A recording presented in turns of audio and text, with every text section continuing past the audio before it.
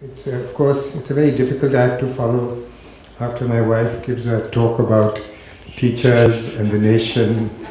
And I mean, while that may sound facetious, I was quite moved by my own wife's talk.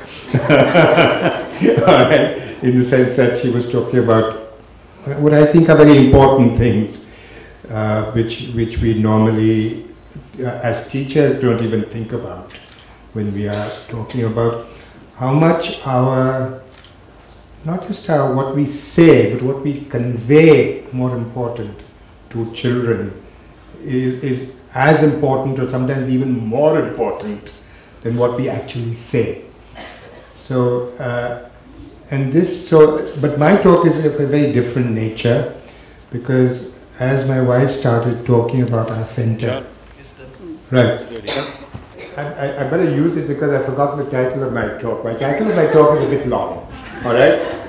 It's Improving the Quality of Foundational Development and Learning for Promoting Equity and Equality in Education. Sounds very big, but I'll explain all of that, okay? But let me start with something which happened years ago. Years ago, it has to be years ago with some people over here. You know, when you talk about 1990s, that's history, and you almost have to say once upon a time in 1994, all right? It's almost at that level. There was a very major project in India, the first education projects which are district level projects, big projects. The first project was the Bihar Education Project, okay? Where district level work was being done, trying to improve the quality of primary education in Bihar. And that was the first project which came immediately after the Jomtien Conference, which was 1990, the first conference where they decided, India was a participant, I was an NGO member at the conference, and that slightly dates my age. And we were discussing how important it is to improve the quality of primary education. And so the World Bank, the European Union, various other people put a lot of money into it, and the first project was the Bihar Education Project. And after a few years, they set up an evaluation team, of which I was a member. So I think it was about 1995, it doesn't really matter. 1995, we went to see the project had been running for about 2 or 3 years. And we went all over Bihar, okay? And during that, they say we saw some nice new schools, the first time, good, nice architecture. You've seen DPP schools or SSA schools now in rural schools, very nicely designed, far better than anything of the previous generation, okay? You know, nice little walls for children to draw on and things like that. So we were quite impressed by the shape of the buildings, etc. But as we went on, since I'd written a book in 1983 about learning levels, I was also interested in what were the children learning. So while everybody was looking at the architecture and talking to the teachers, I was also testing the children on the side. So after about 10 days or 8 or 10 days, we had to come and report. And at the end of this project, we went and reported. So we said, see, we've got nice buildings, and you've got, enrollment has increased, but we were also looked at attendance. The attendance was about 40% or 50% of the enrollment. So we said, you have a problem with enrollment. And then I sort of piped in at the end as part of the time. We said, you also have a problem with learning. Because most of these children in class, they're maybe in 5th standard or 7th standard, but they can barely read with understanding anything. And certainly I was in 8th standard somewhere, 7th standard, where they could barely do even addition, simple addition and subtraction. Asar in the 1990s, okay, Asar testing in the 1990s. So I asked them, but don't you want to do something about that, all right, the levels of learning? So he said, but sir, and this is all very formal. I mean, I didn't quite say it. This is a very formal discussion. So he said, we are going to first take care of school buildings and making sure that children are enrolled. Then after that, we will take care of attendance. And then after we take care of all of these problems, we will look at the learning. So I said, but that may take another 30 years. By the time you get to ensuring that all the children are in school, you've got, Bihar, I mean, it's not just Bihar, anywhere in the country. I'm not talking, this is not to do with Bihar and backward, all right? This has to do with the idea that first we will make good schools, then we also will make sure that children are enrolled, then later on we will try and do something about attendance, and then we will try and do something about learning, all right? But there's a sequence. So then pretty early on, at least I was quite clear as to what the sequence should be. I said, don't you think maybe if you inverted the sequence, I mean, you have to have schools, but if you inverted the sequence and you said, let's focus on learning, all right? Once you focus on learning, the attendance will take care of itself and more children will come into school. But you take care of that, make sure that children learn. But the problem is that, even this was said in 1995, I must say that, I mean, I go on review missions to see schools all over the country and things like that, all right? The attitude is still very much here, is enrollment, attendance, good infrastructure, which is all very important. But the question is only recently, and I must say, and this is where I credit Asar and Pratham with a very major contribution that they have made, which is to keep this issue of low levels of learning being low in the country in the public eye. And that is one of the major contributions of Asar. And so this is the issue that I want to discuss. That is, if you want to promote, all right, if you want to make sure that children, RTE, if you want to make sure that all children come into school, attend, etc., take care of learning first, and the other issues take care of itself. So I want to start with basically the story, and I'll start with what our center has done, all right, in its 30 years, 83, more than 30 years, all right, in this area, which is the focusing on educational equity, okay, focusing on focusing on the foundational development and learning of young children, on the quality of that, to promote equity and equality. By equity, I simply mean fairness, okay? So for instance, if you are in a class, all right, you may bring the child who is deaf, slightly deaf of hearing, right into the front, all right? You give them a different, because it's much more fairer. All right, the equity issue, not to put it this in. Or children who are weak in mathematics, to give some additional work, all right? So you treat them unequally, but you are taking care of equity, all right? So equity is both a process and has to do with fairness. It is to promote the larger goal of equality, okay? And I want to go back to this issue. Unless you start taking care of quality, then at a foundational level, and by that I mean early childhood, primary schooling, then you get the kinds of problems that we are facing. In the last month or so, the whole problem of scheduled caste, scheduled tribe students in IITs. If you remember, a lot of them were told to leave IIT, then they brought them back. But the basic problem there is you cannot take care of all these issues, a lot of these issues at the college level when the basic foundational levels have been weak.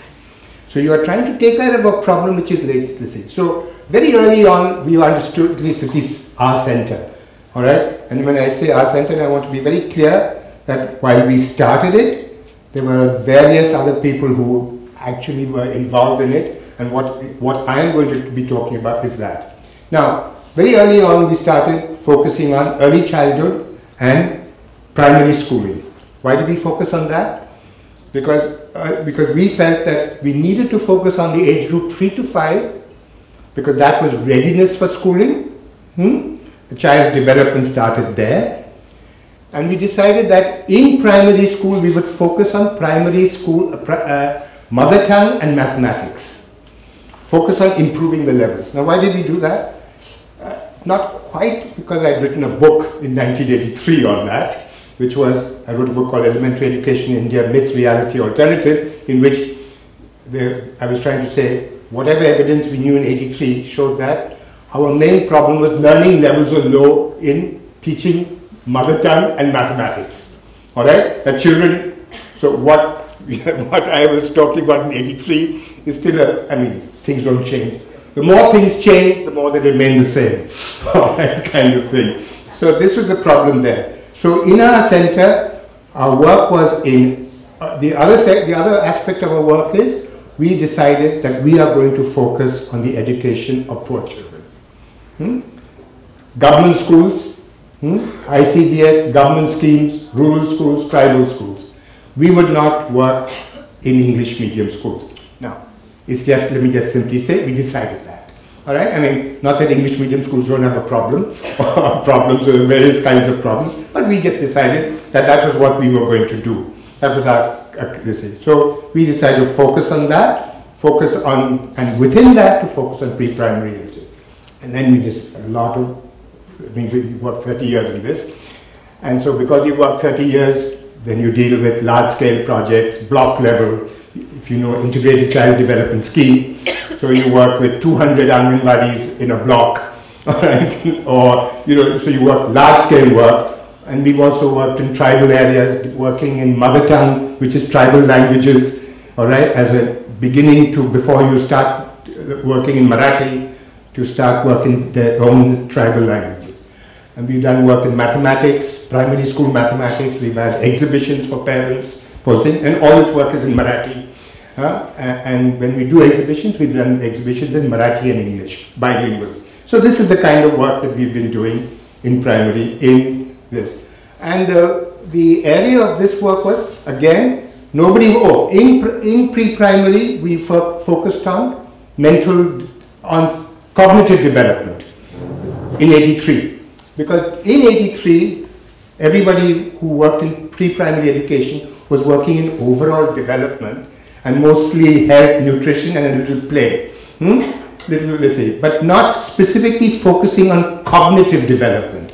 And that was the kind of work that our center's work was there.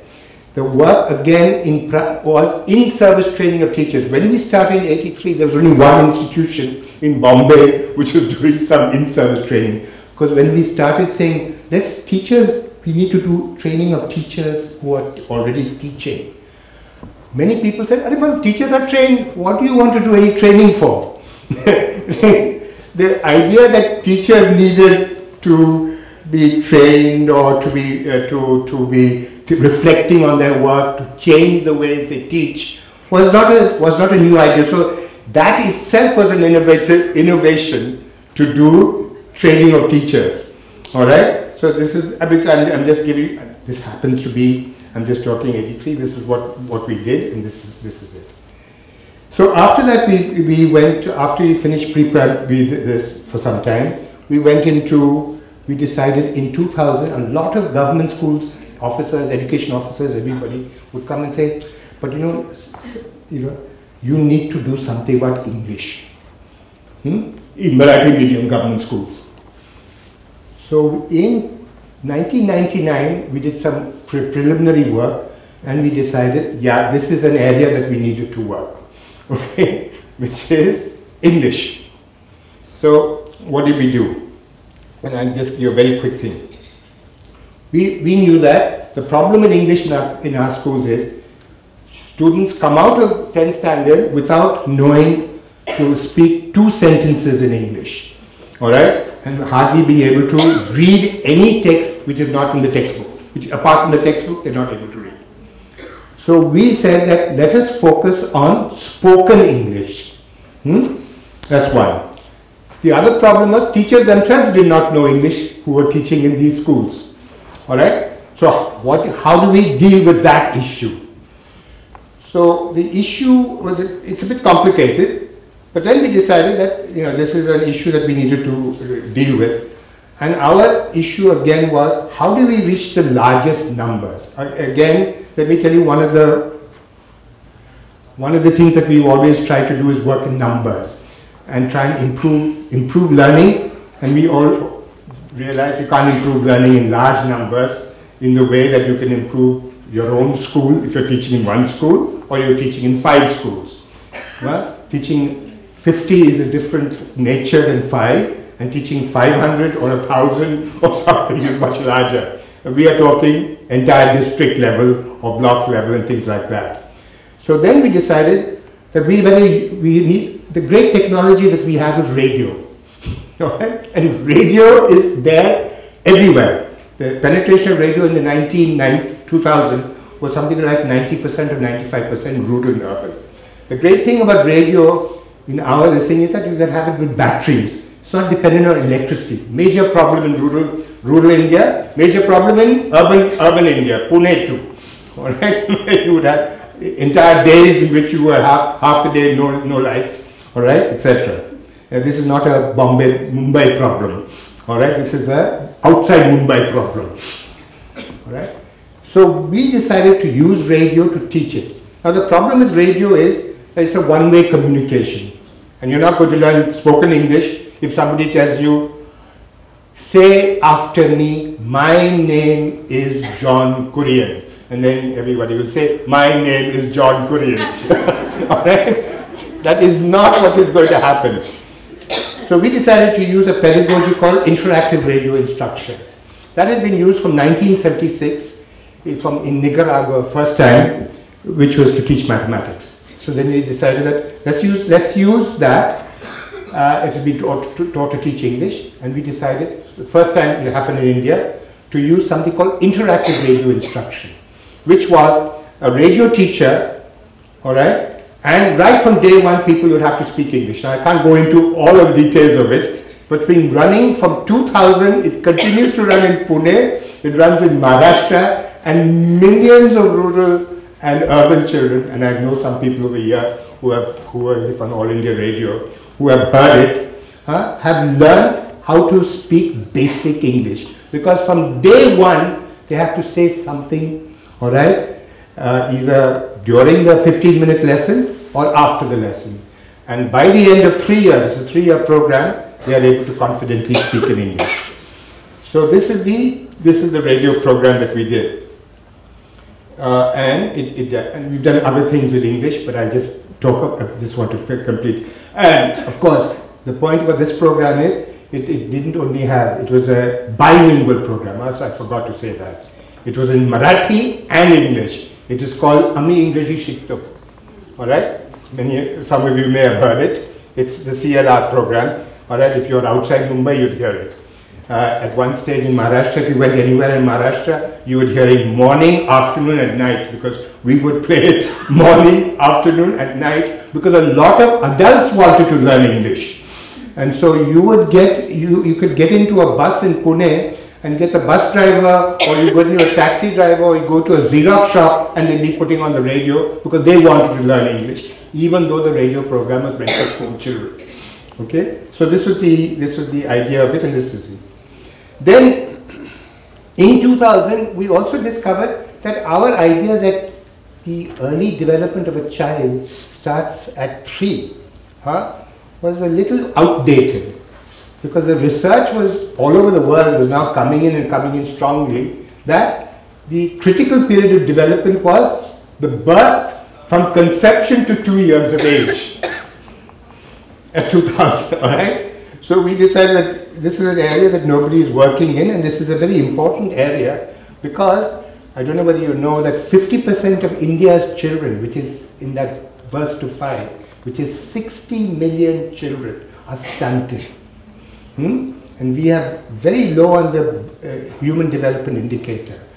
Now, if you do not take care of development at that period, the first 1,000 days, with proper nutrition, health, and other kinds of things, then I won't say it's irreversible, but it's a very serious issue in terms of intellectual development even and overall health in the future. This is a very critical period. So we decided that we needed to do some work in that.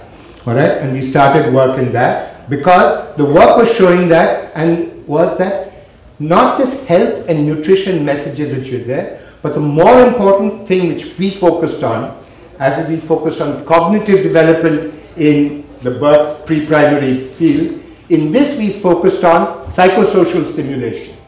That is, the stimulation of a child between caregiver and child. That is, not simply breastfeeding a child, all right, and to give the injections and all of that, or feeding proper nutrition at times, but to actually talk to the child, to play with the child, to constantly keep interacting with the child, because that is what develops a child and what is absolutely critical for development. In fact, they show that with children who are undernourished, etc., with psychosocial stimulation and nutritional supplements, all right, the child thrives much more than only by nutritional supplement only.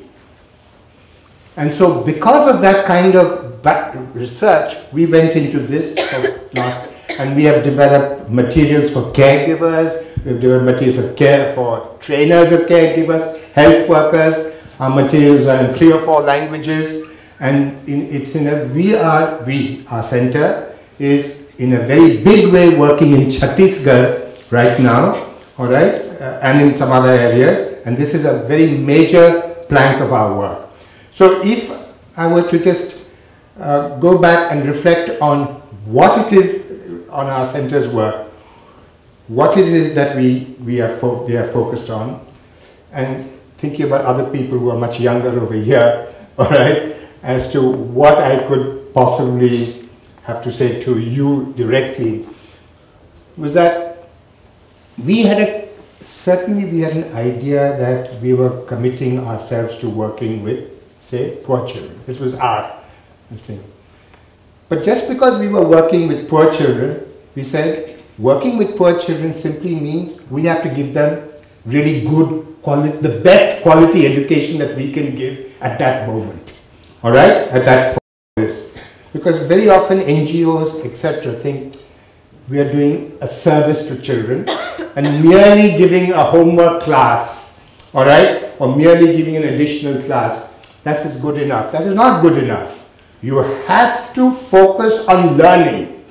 And all the tests that we gave ourselves was, has the child's learning improved as a result of what we are doing? And that's the test for me, all right, whether this is. So we decided that, and that we should focus on foundational learning. So why we worked on birth and we worked to 5.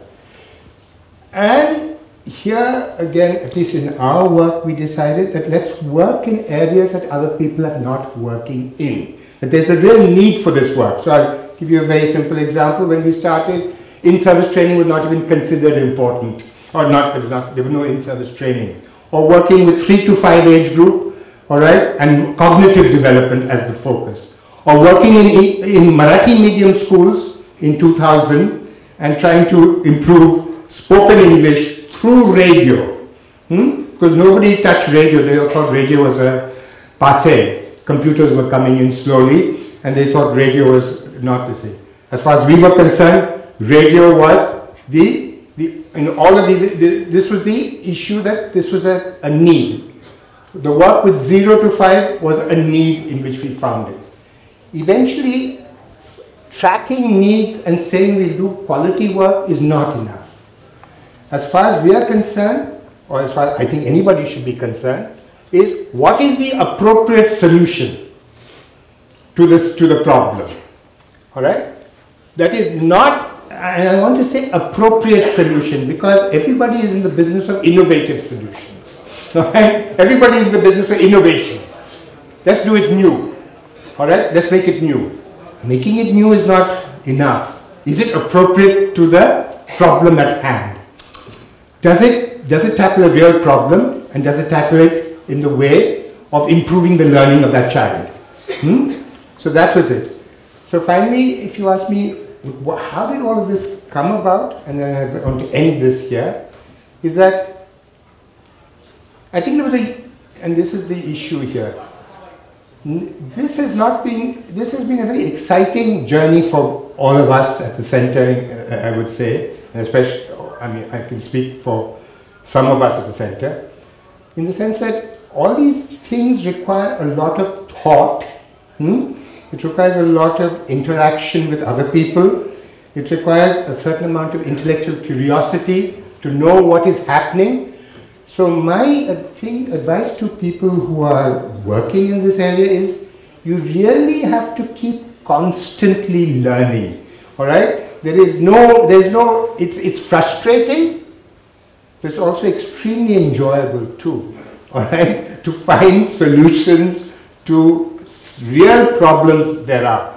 And there are no ready-made solutions. These are solutions you will have to find, whether you're going to improve 10 schools or whether you're going to improve one school, or whatever it is, whatever the challenge and commitment that you have made. I don't think that you can work, all right, in anything like this where you're going to make a change in people's lives unless there's a lot of thought and thinking which goes into it.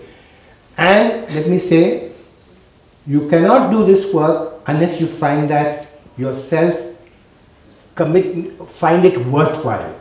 All right? Just merely saying, we are helping the poor. All right? If you do not find the journey itself worthwhile to you, you will not stick in it. You will fall by the wayside. All right? This is not the profession for you. You will have to find it worthwhile. You have to find it interesting. You have to find it challenging. And for that, you have to be constantly learning. I must tell you, I don't really want to say things, but this is something that I'm doing even now, all right? And I'm a little older than some of you, all right? And there is a lot of learning that has to take place, and because one has to keep asking questions again. And I want to end this thing with just one more little story, which is when people are about to die, everybody thinks that these people get visions, about what life is about. Okay, and there was a very famous author called Gertrude Stein. Okay, and Gertrude Stein was taking a long time dying, all right, and she was in her deathbed, and around her there were lot of people saying, and then just before she was about to, just a few minutes, she looked as if she was about to die. So then they thought this is the time to ask her. So they said, Gertrude, what is the answer? What is the answer? And so Gertrude Stein is supposed to have gotten up, and she got up, and she said, what is the question? And then she died. The issue, I will leave it with you to figure out what is your question and what are the questions that you need to ask as you continue your journey. Thank you.